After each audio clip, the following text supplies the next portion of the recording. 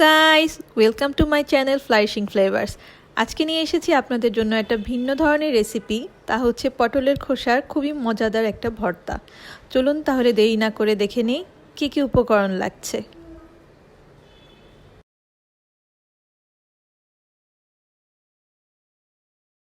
এখানে প্রথমেই আমি 5টা শুকনো মরিচ টেলে নিয়েছি এবং সাথে দিয়ে দিয়েছি 2টা বড় সাইজের চিংড়ি মাছ।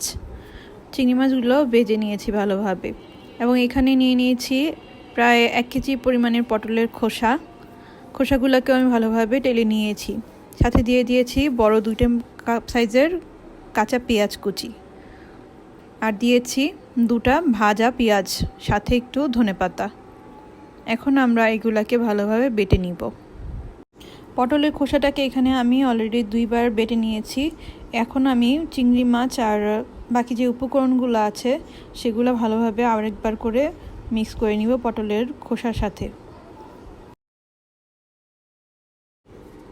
এ পর্যায়ে মিক্স করে দিচ্ছি পরিমাণ মতো লবণ এবং সাথে দিয়ে দিব 1 চা চামচ সরিষার তেল। যদি আপনাদের কারো বেশি পছন্দ থাকে তাহলে এর থেকেও বেশি আপনারা মিক্স করতে পারেন সরিষার তেলটা। আর এখানে দিয়ে দিচ্ছি লাস্টে 2টা বড় সাইজের যে কাঁচা পেঁয়াজগুলো কেটে রেখেছিলাম সেগুলো ভর্তার সাথে আলতো হাতে মিক্স করে নিতে হবে। তো তৈরি হয়ে গেল আমাদের অত্যন্ত সুস্বাদু পটলের খোসার ভর্তা।